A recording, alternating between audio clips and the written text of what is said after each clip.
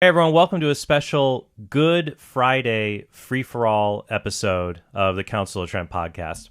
I was debating even doing an episode today because it's Good Friday, and I'm actually going to be taking Easter week off from the podcast. But then I read an essay online, and it moved me, and I felt like this is what I want to talk about because it deals with important subjects, grief, good, evil, and the Marvel Cinematic Universe. All important. And here to help me talk about that today is Mr. Bobby Angel. Bobby, welcome to the Council of Trent podcast. Good to see you, Trent. In real life, in Texas. In Texas, because you guys live here now, because now you and your wife, Jackie, you work for Word on Fire for Bishop Barron, and you relocated from Anaheim, California, right out here to the Dallas-Fort Worth Metroplex area.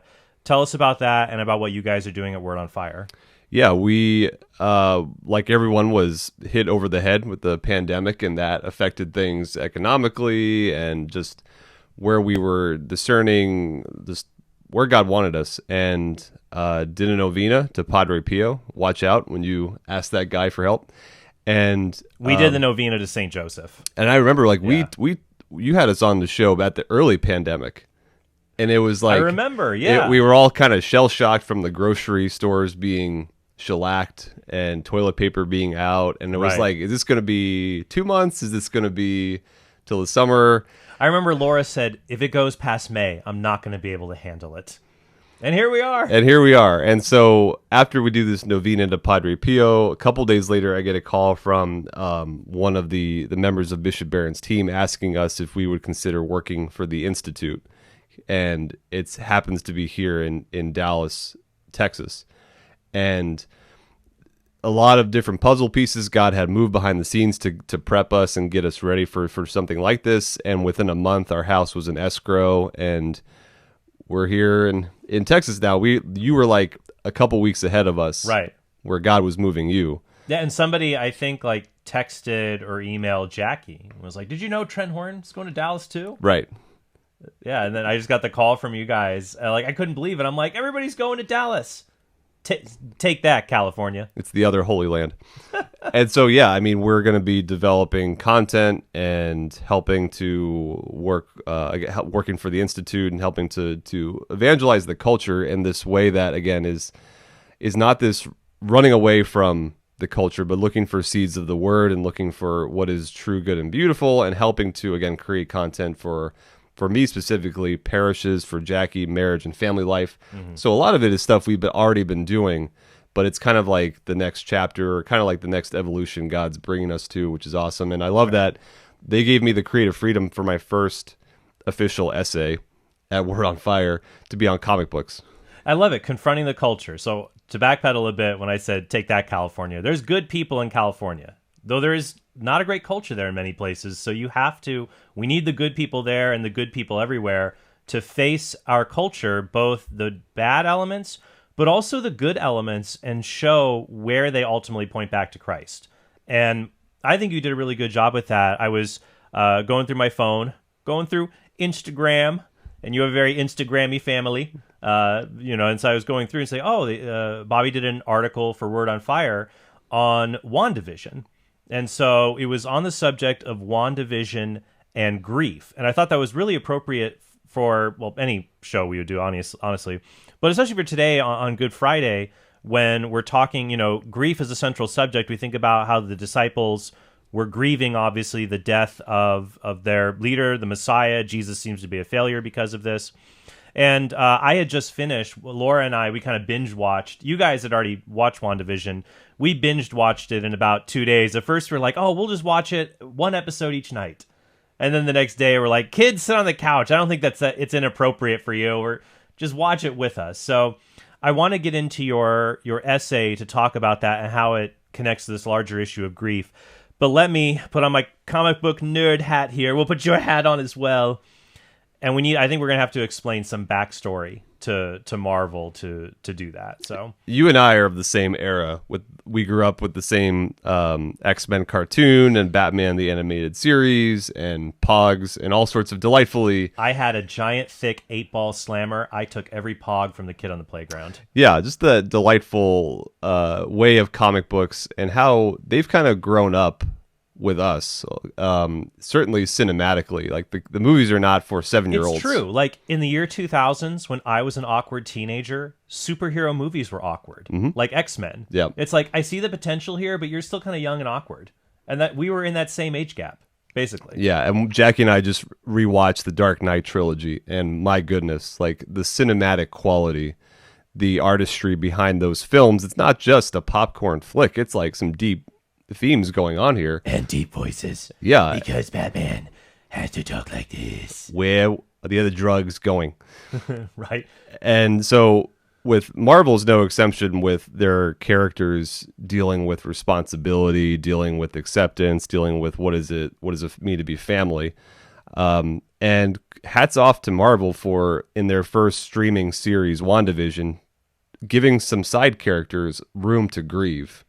Right. The protagonist, Wanda, she came on in Age of Ultron. She's got these powers to manipulate, like with telekinesis, manipulate like actual physical reality, and she gets exponentially stronger as time goes on.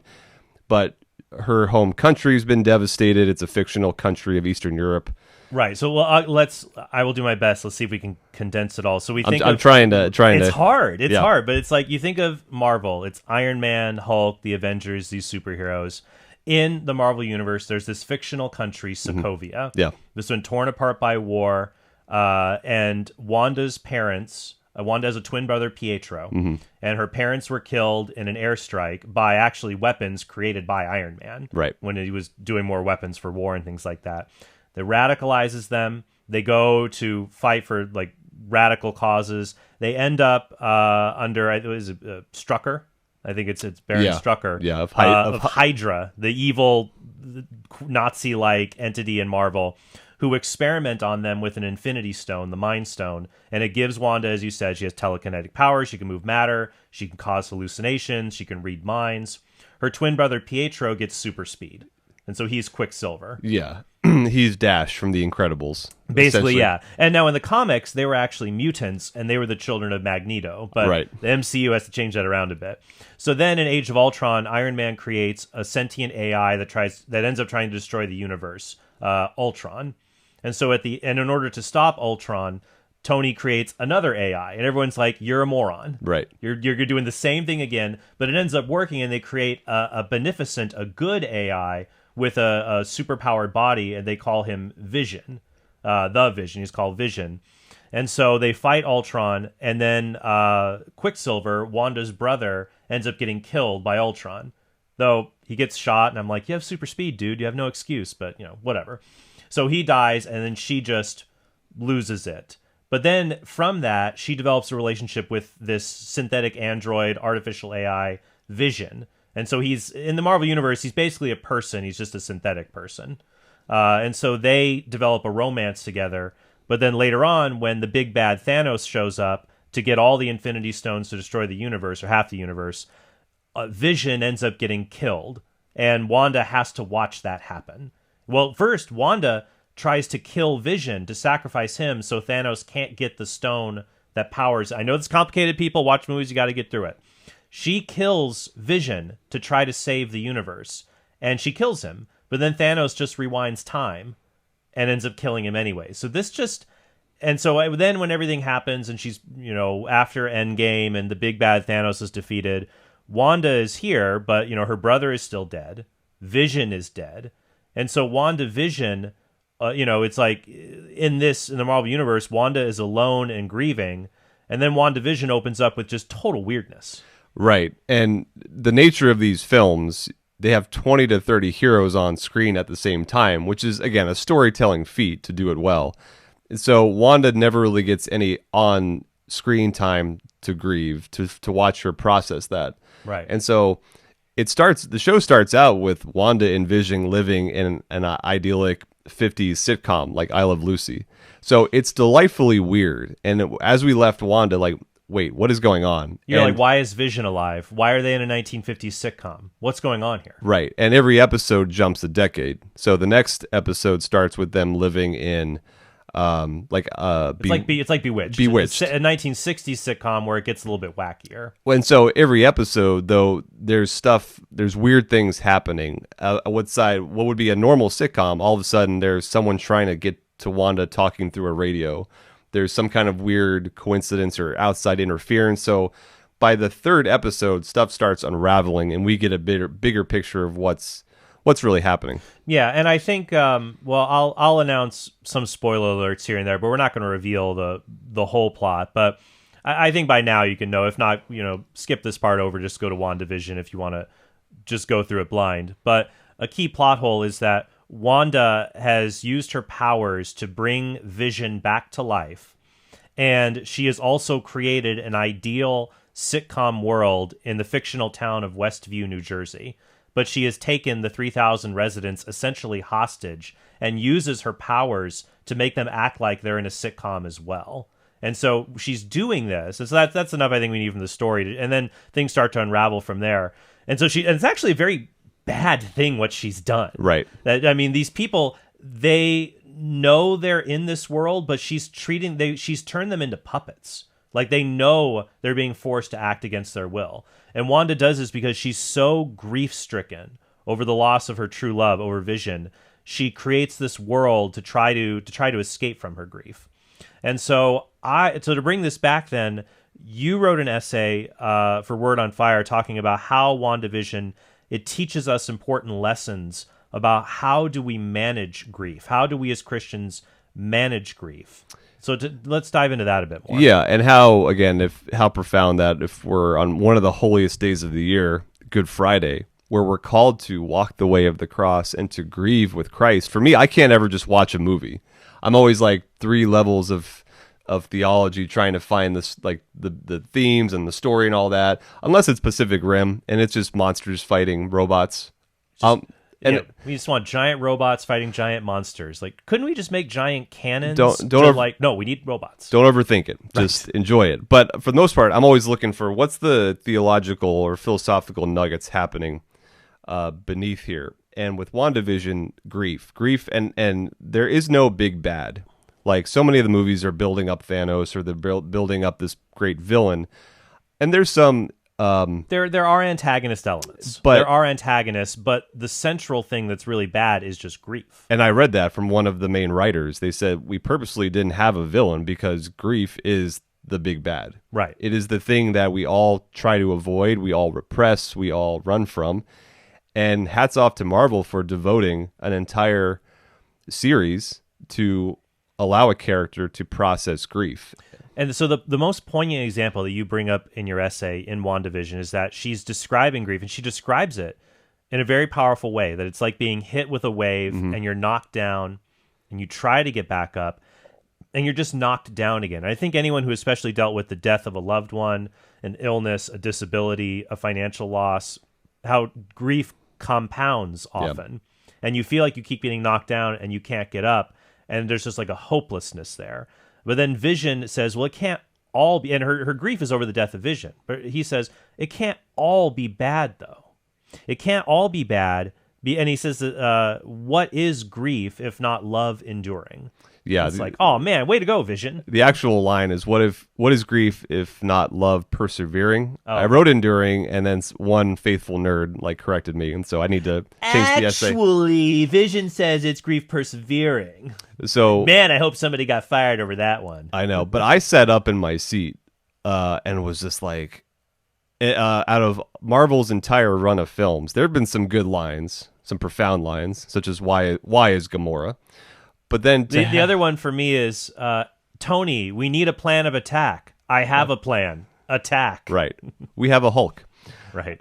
This line was just so profound, and so the Christian overtones and were just so my mind went to C.S. Lewis and A Grief Observed, where he writes about processing the death of his wife. My mind went to his friend of his, Sheldon Van Auken. Van Auken, I never get it right, who wrote A Severe Mercy, which is like The Notebook times 10.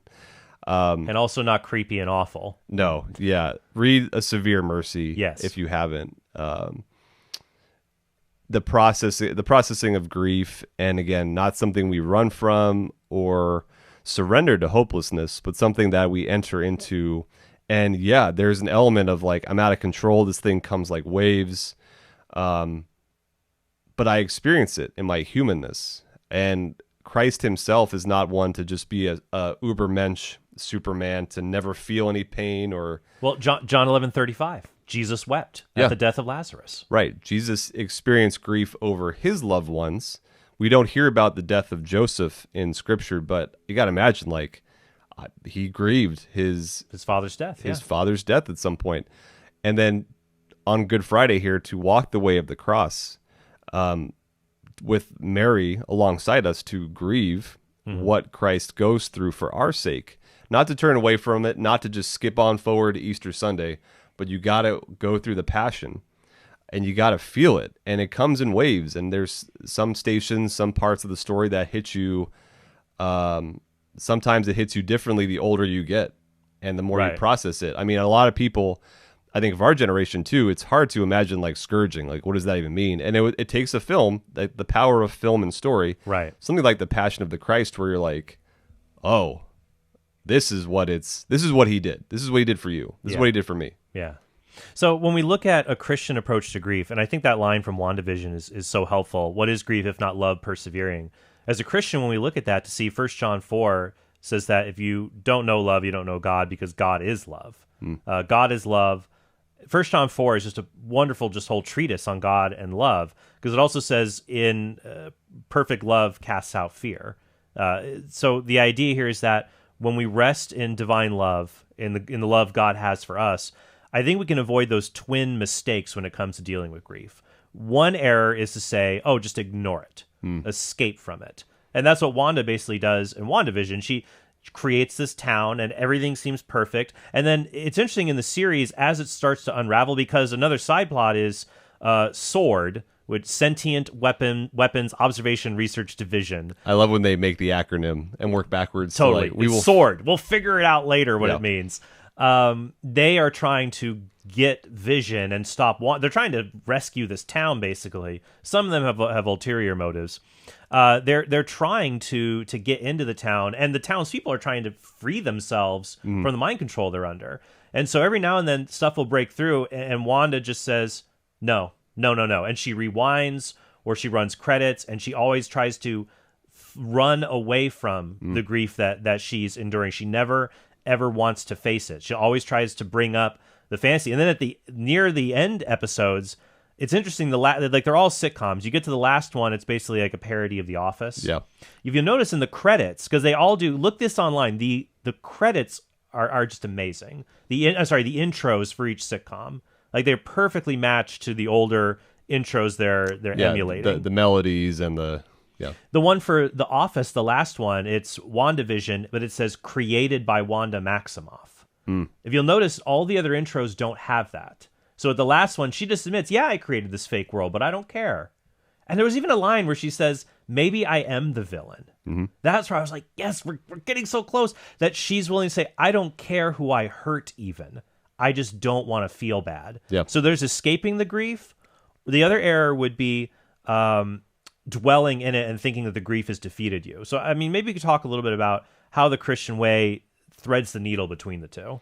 Right. And, I mean, Father Steve Gruno, our CEO at Word on Fire, and one of our fellows, Andrew Petiprin, had a whole conversation, it's on YouTube, on WandaVision, and they hit on different themes, but he talks about Wanda essentially creates a safe space where she can just allow herself and only herself the comfort of ignoring everything else that's going on. But how many people are hurt in that process?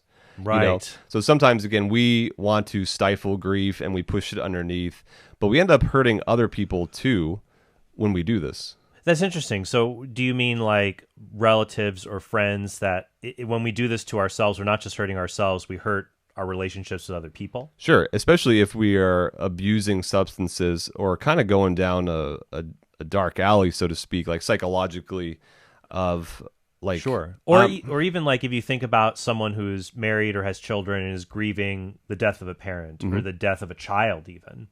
And in their grief, they are unable to maintain those healthy relationships with their spouse, their other children, their other relatives and friends, that the grief consumes you so much that you don't care about your other relationships because all that matters is I just feel so bad. And that would be the dwelling on it. That would just be to the point of you can't even get out of bed. Now, again, there's actual depression, Right. there's psychological, serious stuff that's we experience as humans, and we got to ask for help. Absolutely. And so I think we can end up negatively hurting those around us if we, one way or the other, because let's say, again, we bury it, we repress it, it's a volcano waiting to blow Right. at some point, and you could sweep it all under the carpet, but eventually you've got a very lumpy carpet that you've got to like air it out at Right. some point. And that, I think, again, is the Christian way of we acknowledge it, we walk through it, but we don't unhealthily dwell on it.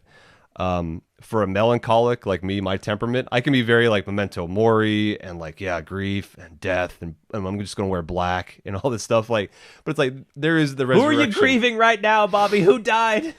No, I get it the same way. I want to put, when I'm feeling bad, lock it up inside to not bother other people. Right. But I really am bothering them because I can't really successfully repress it all. I have to face this. Yeah. Jesus wept. Mary stands by the foot of the cross. And it's not to do it. It's not to dwell on it forever. It's to experience it in our full humanity, to get to the resurrection on the other side. So I guess For the sake of healing.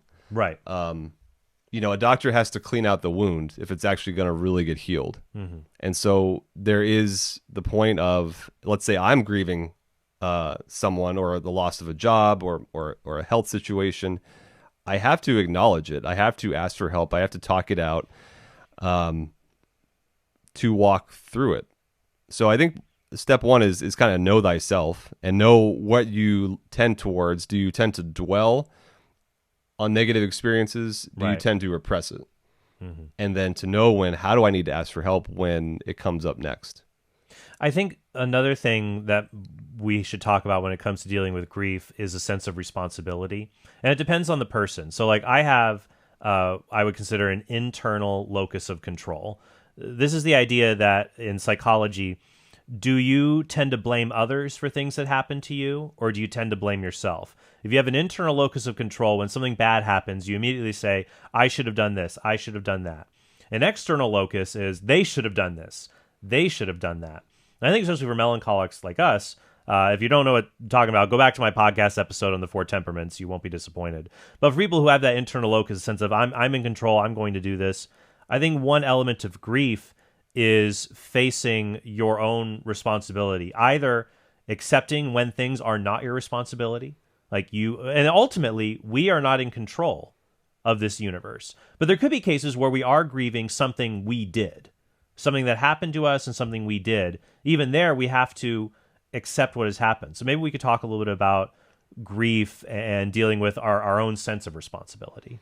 I think, again, it's kind of recognizing what you had control over and what you didn't, and being willing to release, again, where I had no control over this disease, or maybe getting fired, or, again, the disease that took my loved one, to relinquish that. And I think as people of faith, we know that we have to abandon things to divine providence. It doesn't mean we get all the answers to why my loved one had cancer, why I lost my job. Right. We give it to God in that way, which again is a process, which, as Wanda says, it comes in waves. And then I think the other thing is then when we're grieving something we have done wrong, Yeah. like when we've hurt someone, that's where something beautiful like the Sacrament of Reconciliation comes in. So we're talking about Good Friday.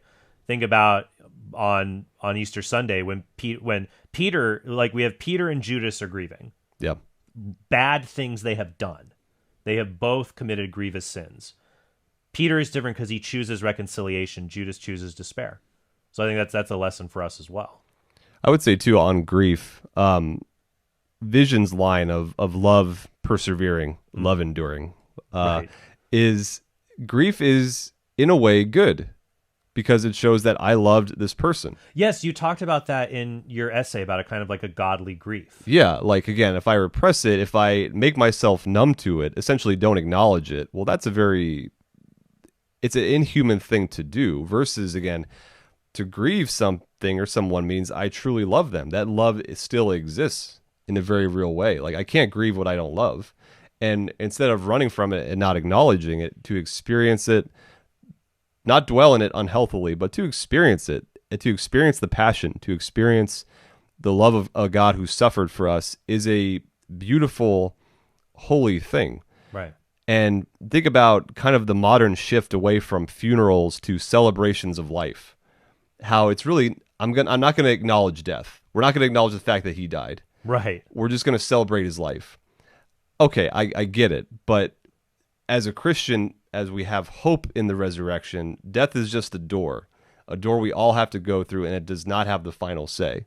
Like grief in this way is good. It means my love is enduring. Like both my parents are still alive as of recording. I'm still alive as we record this. I'm still airing this even if you die. I think you would want that. I would want that. Put that in my will. Right. It's a love that endures, is meaning that I can grieve, and it doesn't mean, again, not all tears are bad. Right.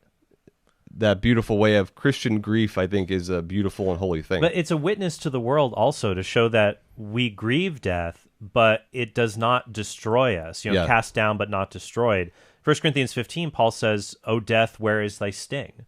And I think that's important for us as Christians to be a witness to the world that while we are sad, we are not destroyed, and to give people that hope that their secular alternative of just a life celebration, it can provide a slight ease, but nothing compares to the hope of eternal life that we have. That's the hope we have to share with people. And that's why I sat up in my chair during WandaVision, when Vision just articulates grief in such a holistic, profound way. It's not something we run from or avoid, but we enter into. It's love enduring, and it beats even death itself.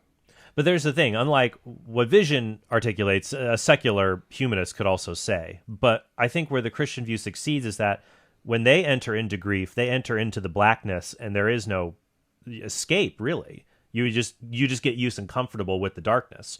We enter into it knowing there is a light at the end. Right. And I think that's a key difference there. It for me, it was a time when, secular media and film, they stumble into the truth. They stumble into the arena of now you're getting there. You're getting there. You're pretty close to it. I'm going to fill in the gaps. We got a few minutes left in the episode. Let's just talk about the show itself. What you thought of it. I really enjoyed it. As I said, I was a big fan of... I love the quirky, weird premise. Mm-hmm. I love the attention to detail. I love sitcoms growing up. I mean, I grew up... As a kid, I watched I Love Lucy, Bewitched, Brady Bunch, Growing Pains. Nick at Night. Totally. So I when I was watching Lore, I said, oh, they always did that in the shows. They always did that. So it was very meticulous attention to detail. So overall, when it came to, and I hope they do more of these Streaming Plus series because it works better for comic book stories. I thought it was good, and I think it's worthwhile for people to go and check out. It's delightfully weird. I think it's hard to drop into if you haven't watch the 22 films that it is hard. Precede it. If you have no background, you should watch a Marvel catch-up video on, not like on your burger, catch up with the story. On YouTube, they've got 20-minute videos that will tell you, here's what happened in Marvel in the past 10 years. Watch it, then watch WandaVision. But I thought it was good. Although I think you said you didn't think they stuck the landing. I don't think they stuck the landing, and I read up on some of the production with the notes. Finale, how it ended. Yeah, the first 8 episodes are tremendous. The last episode is okay. It doesn't totally stick the landing, in my opinion. And I read that COVID actually affected some of the production, what they were able to do or what they weren't able to film or do the VFX for. Certain side characters who I thought were treated well didn't get the send-off they deserved. And yeah, it's not bad storytelling. It's because of a flippin' virus that is a shame. But overall, I still felt like they ended it well. It was not a bad ending. I think overall the whole thing was good. I do think the ending was a bit almost too Marvel-ish. It's let's just end with a big Marvel fight, basically. But I mean, they still had. I still think it was good. yeah, I guess the only thing I didn't like, I guess, spoiler alerts, when we, now that you know a few, you can skip through, but a lot of you'll watch it anyways. I already knew what was going to happen, and I still had to go see it because I liked it. Is with Wanda at the end, they really didn't come to grips with, they kind of whitewashed over a little bit what she did. Spoiler, I'll just say this. So one of the characters, Monica Rambeau, tells Wanda, the townspeople are giving her like death stares after she releases them from the mind control. And Monica's like, they'll never know what you gave up for them.